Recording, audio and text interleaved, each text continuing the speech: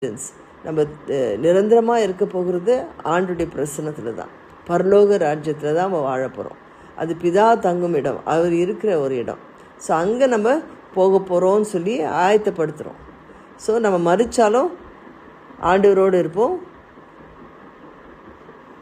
உயிரோடு இருந்தாலும் ஆண்டவரோடு இருப்போம் அப்படின்னு சொல்லி ஒரு பாடல்லாம் நம்ம பாடுறோம். ஸோ அதனால் ஆண்டவர் நமக்கு ஒரு ஆயத்தப்படுத்துகிற ஒரு இடம் உண்டு. ஸோ இந்த பூலோக வாழ்க்கை தற்காலிகமான வாழ்க்கை. அப்போது நிறைய தன்னுடைய பிதாவுடைய வீட்டில் அநேக வாசஸ்தலங்கள் உண்டு, எல்லாருக்கும் அது இடம் உண்டு. ஸோ நிறையா இடங்கள் இருக்கிறதுனால நான் உங்களுக்காக நான் முன்னாடியே போகிறேன், நான் முன்னோடியாக போகிறேன், நான் முன்பாக நான் ஆயத்தப்படுத்த போகிறேன். ஸோ எல்லா மக்களுக்கும் ஆண்டவர், எல்லா ஜாதி மக்களுக்கும், எல்லா பாஷக்காரருக்கும், எல்லா தேச மக்களுக்கும் ஒரு பிதாவுடைய வீடு ஆயத்தமாக இருக்குது. அப்போ அந்த ஆயத்தமான இடத்துக்கு இயேசு போகிறதை குறித்து பண்ணுறார். அது மாத்திரம் இல்லை, அவர் தான் அந்த இடத்த ஆயத்தப்படுத்த போகிறேன்னு சொல்கிறார். ஆயத்தம் என்ற ஒரு வார்த்தை நிறைய காரியங்க. நம்ம எல்லாவற்றிலும் ஆயத்தப்படுவோம் இல்லையா? நம்ம ஒரு கல்யாணத்துக்கு போகிறோன்னா என்ன பண்ணுவோம்? முதலாவதாக நம்ம எது யோசிப்போம்? கல்யாணத்துக்கு எது போகிறோன்னா என்ன யோசிப்போம்? சாரி, ட்ரெஸ்ஸு. ஓகே, சாரி கட்டுறவங்க சாரி, சுடிதார் போடுறவங்க சுடிதார், ஃப்ராக் போடுறவங்க ஃப்ராக்கு, இல்லை என்ன ட்ரெஸ்ஸு. ஃபஸ்ட்டு நம்ம யோசிக்கிற காரியம், ஒரு பெரிய திருமணத்துக்கு போகிறோம், ஒரு சாதாரண திருமணத்துக்கு போனாலும் நம்ம ஆடை ரொம்ப முக்கியமானது, நம்ம உடுத்தி கொள்ளுகிற காரியம் ரொம்ப முக்கியமானது. நான் எப்படி காட்சி அளிக்கணும், நான் எப்படி அப்பியர் ஆகணும், எப்படி சிறப்பாக இருக்கணும்.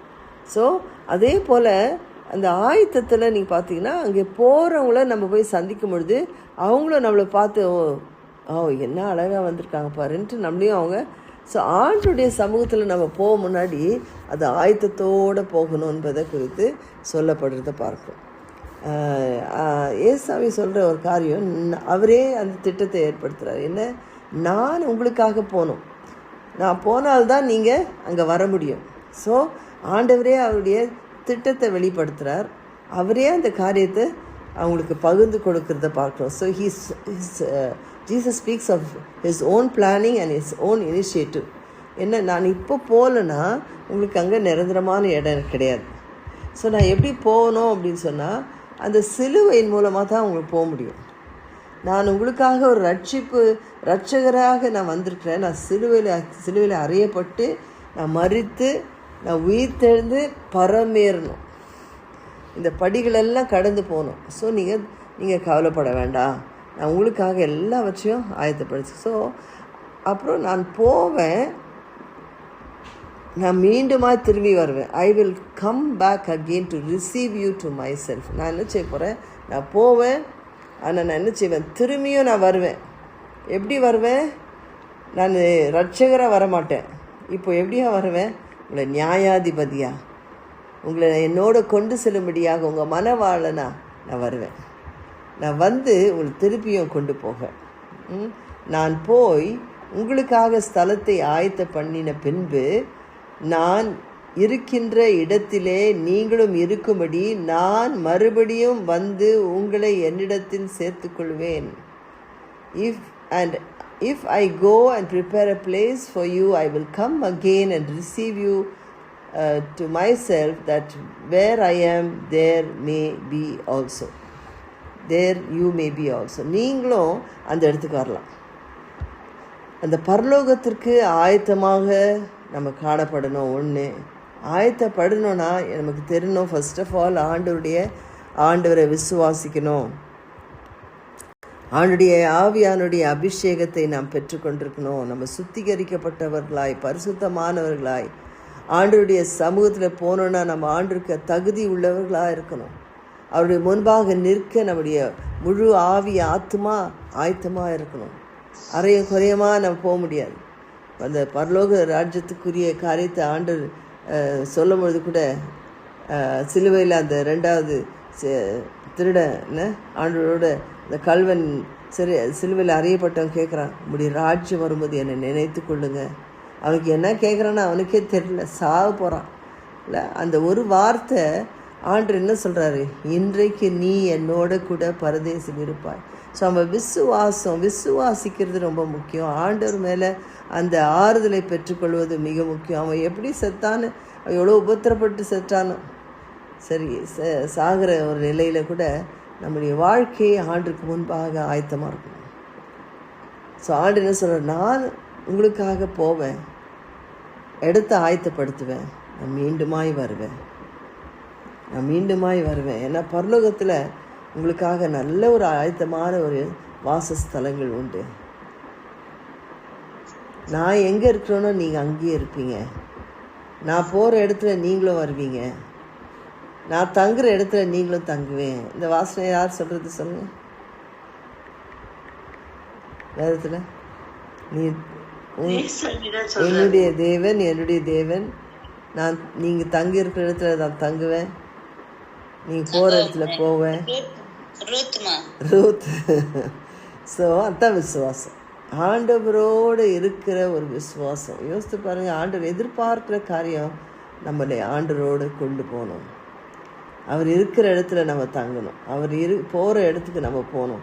அவர் எல்லா இடத்துலையும் நம்ம கூட்டிகிட்டு போகிறாரு. எங்கெல்லாம் கூட்டிகிட்டு போகணும்னு விருப்பப்படுறாரோ அங்கெல்லாம் நம்ம போயிட்டே இருக்கணும். நம்ம ஆயத்தமாக இருக்கும். நம்ம ஆயத்தம் பண்ணால் ஆண்டவர் எல்லா இடத்துக்கும், நம்ம இந்த பூலோகத்தில் கூட வாழ்கிற நாள் வரையிலும், இந்த சரீரத்தில் மூச்சு நிற்கிற வரையிலும் அவருக்காக நம்ம போகணும். அவரை அறிந்து கொள்ளணும். First we need to know him. அவரை அறிந்து கொள்ளணும். ஓகே, ஃபஸ்ட்டு அவரை பின்பற்றணும், அவரை அறிந்து கொள்ளணும். அவர் எங்கெல்லாம் போகிறாரோ அங்கே போகணும், அவரோடு தங்கணும், அவரை முற்றிலுமாக அவரை புரிந்து கொள்ளணும். அதன் மூலமாக நாம் பெற்றுக்கொள்கிற காரியம், அவரோடு பயணம் செய்யும் பொழுது அனைத்தையும் நாம் அனுபவிப்போம். அதுதான் நம்முடைய வாழ்க்கையின் அனுபவமாக இருக்கும். So we need to follow him, we should know him, we need to live with him, experience, and then we have to abide with him. எல்லா காரியங்களும் அவரோடு நம்ம தங்கியிருக்கும் பொழுது நிரந்தரமாக அவரோடு பயணம் பண்ண ஆண்டு வழி நடத்துவார். அங்கே தான் ஆண்டு. அப்போது தோமா சொல்கிற ரொம்ப சின்சியராக தோமா சொல்கிறது எப்போவுமே, அவர் பட்டதும் ஆண்டவருடைய உயிரோடு வந்துட்டார் ஆண்டவர் சந்தேகப்பட்டது கூட தனக்கு எல்லாருக்கும் உள்ளத்தில் இருந்திருக்கும், உண்மையாகவே என் சாமி உயிர்த்தெழுந்துட்டாரான்னு. ஆனால் தோமா ரொம்ப போல்டாக அவர் சொன்ன வார்த்தை, நான் அவருடைய விழாவில் கை போட்டால், அவர் கையில் ஆணிப்பாய்ந்த கரத்தில் நான் தொட்டு பார்த்தால் ஒழிய நான் விசுவாசிக்க மாட்டேன். அதே தோமா இங்கேயும் பேசுகிறார், ஆண்டவரே நீர் போகிற இடம் எங்களுக்கு என்னன்னே தெரியாது, எந்த இடத்த பற்றி நீங்கள் சொல்கிறீங்கன்னு தெரியாது, அந்த வழியை எங்களுக்கு. இந்த வசனத்தை வாசிக்கலாமா? 6ஆம் வசனம், 5ஆம் வசனம். தோமா அவரை நோக்கி, ஆண்டவரே நீர் போகிற இடத்தை அறியோமே, வழியை நாங்கள் எப்படி அறிவோம் என்றான். நீங்கள் போகிற இடமே எங்களுக்கு தெரியல, நீங்கள் போகிறேன்னு சொல்கிறீங்க, நீ எங்கே போகிறீங்க? பரலோகத்தில் போகிறேன்றீங்க, உங்கள் பிதாவுடைய ஸ்தலத்துக்கு போகிறேன்றீங்க, ஆனால் எங்களுக்கு அதெல்லாம் தெரியலையே. தெரியல, முதலாக நீங்கள் சொல்கிறீங்க. அப்போ நாங்கள் வழி எப்படி அறிஞ்சுக்கணும்? நானே வழி, நானே சத்தியம், நானே ஜீவன் சொல்லும் போது அந்த வழியை பற்றி அவர் யோசிக்கிறார். எந்த வழி போனோம்? இப்போ எருசலேமில் இருக்கிறோம், கலீலியாவில் எருசலேமில் இருக்கிறோம். அப்போ எங்களுக்கு எருசலேம் போகிறதுக்கு வழி தெரியும், கலீலியாவிலேருந்து எருசலேம் வழி தெரியும், அதுதான் ரெகுலர் வழி. ஆனால் இப்போ நீங்கள் சொல்கிறீங்க வேறு எங்கேயோ போகிறேன்னு சொல்லிட்டு, அது எங்களுக்கு வழி தெரியாதே, இந்த வழி என்ன? அப்போ தான் ஆண்டு சொல்கிறாரு, அதுக்கு நானே வழியும், நானே சத்தியமும், நானே ஜீவனுமாக இருக்கிறேன், ஒருவனும் என்னையின்றி என்னுடைய பிதாவிடத்தில் வரான். அப்போது ஆண்டவர் தன்னை பற்றி விளக்கி தனக்கு சொல்வதை கொடுத்துருப்பான். So Thomas said to him, Lord, we do not know where you are going, and how can we know the way? Jesus said to him, I am the way, the truth, and the life. No one comes to the Father except through me. பிதாவை தவிர வேறு யாரிடமோ பிதாவிட்ட வரணுன்னா வேறு எந்த வழியில் வர முடியாது, என் மூலமாக தான் வர முடியும்.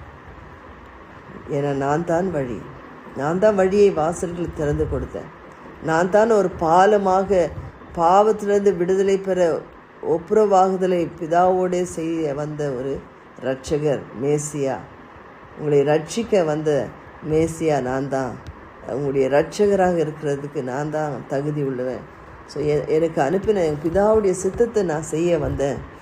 அந்த சமாரிய ஸ்திரீகிட்ட பேசும்போது கூட அந்த சீஷர்கள் வந்தப்போ அவங்க கேட்குறாங்க, சாப்பிட்டாரா ஆண்டவர்? அப்போது யாராவது சாப்பாடு கொடுத்துட்டாங்களா? ஆனால் சொல்கிறார், என்னுடைய பிதாவின் சித்தத்தை செய்வதே எனக்கு கொடுக்கப்பட்ட ஒரு பாக்கியம். இதுதான் என்னுடைய சாப்பாடு. ஆத்துமாக்களை ஆதாயம் செய்து தான் என்னுடைய சாப்பாடு. ஸோ ஆண்டவர் இந்த கால வேளையில் கூட நம்மோடு பேசிகிட்ருக்கார். என்ன சொல்கிறாருன்னா, நான் தான் வழி. என்ன சொல்கிறாரு? Jesus did not say that he would show us a way. ஏதோ வழி இருக்குது அதை காண்பிக்க வந்தேன்னு சொல்லலை. ஓகே, வேறு வழி இருக்குது, நான் தான் அந்த வழியை காண்பிக்க போகிறேன், உங்களுக்கு அந்த வழி எதுன்னு சொல்லி உங்களுக்கு காண்பிக்க போகிறேன். இல்லை, அவர் சொல்கிறது நான் தான் வழி. He said that he is the way. நான் தான் வழி, வேறு எந்த வழியும் கிடையாது. என் மூலமாக தான் நீங்கள் பரலோகத்துக்கு போக முடியும். அடுத்தது சொல்கிறார், he did not promise to teach us a truth. ஏதோ ஒரு சத்தியத்தை சொல்கிறதுக்கு வரல அவர். சொல்கிறது, he said that he is the truth. அவர் தான் சத்தியம் என்பதை அவர் சொல்கிறார். Jesus did not offer us the secrets of life, but he said he is the life. அதனுடைய ரகசியங்களை, வாழ்க்கையினுடைய ரகசியங்களை, ஜீவனுக்குரிய ரகசியத்தை அவர் சொல்ல வரல. அதனால் அவர் தான் ஜீவன் என்று சொல்வதை பார்க்கிறோம். இன்றைக்கி நிறைய பேர் நிறைய வழிகளை இன்றைக்கி காண்பிட்டாங்க. உலகத்து ஃபுல்லாக கன்ஃபியூஸாகிறாங்க. ஒரு என்னது உலகத்தையே தேடிட்டுருக்காங்க. எங்கே சமாதானம் கிடைக்கும், எங்கே சமாதானம், எவ்வளோ பணம் கொடுத்தா எது எங்கே கிடைக்கும்னு சொல்லி தேடிட்டுருக்கிற உலகத்தில் ஆண்டவர் சொல்கிறாரு, நான் தான் வழி. ஜீசஸ் இஸ் த வே. நீங்கள் எந்த உலகெல்லாம் சுற்றி திரிஞ்சிட்டு கொண்டு இருக்கலாம். இன்றைக்கி நிறைய பேர் என்ன மலைகளுக்கு போகிறாங்க, நாங்கள் நிம்மதி கிடச்சிரும், அங்கேருந்து ஏதோ ஒரு ரட்சிப்பு கிடச்சிரும். நிறைய சாமியார்கள்ட்ட போய் உட்காந்து மணிக்கணக்காக தங்களுடைய சொத்துக்கள்லாம் விற்று அவங்க என்ன சொல்கிறாங்களோ சொல்லிட்டு செய்துட்டு உட்காந்துட்ருக்காங்க. ஆனால் இன்னும் நிம்மதி இல்லாமல் நிறைய பேர் குழம்பி போனவங்களாக இருக்கிறாங்க. ஆண்டவர் என்ன சொல்கிறாருன்னா, நான் தான் சத்தியம். Jesus is the truth. வாழ்க்கையினுடைய மரணத்தை சந்திச்சுட்டு இருக்க ஒவ்வொருத்தருடைய வாழ்க்கை நிச்சயமே இல்லாத ஒரு உலகத்தில் வாழ்ந்துட்டுருக்காங்க. அந்த வாழ்க்கையில் ஆண்டவர் சொல்கிற, நானே ஜீவன், நானே ஜீவன், நான் உங்களுக்கு ஜீவன் கொடுக்கவும் அது பரிபூர்ணப்படுத்தவும் வந்தேன். யோவான் 10:10. ஜீவன் கொடுக்கவும் அதை பரிபூர்ணப்படுத்த வந்தேன். ஆண்டவர் தான் இந்த நேரத்தில் நமக்கு ஜீவனாக இருப்பதை பார்க்கிறோம். ஸோ இந்த காலவெளியிலே கூட ஒரு பாட்டு ஒன்று இதில் இருக்குது இங்கிலீஷில். Without the way there is no going, without the truth there is no knowing, without the life there is no living.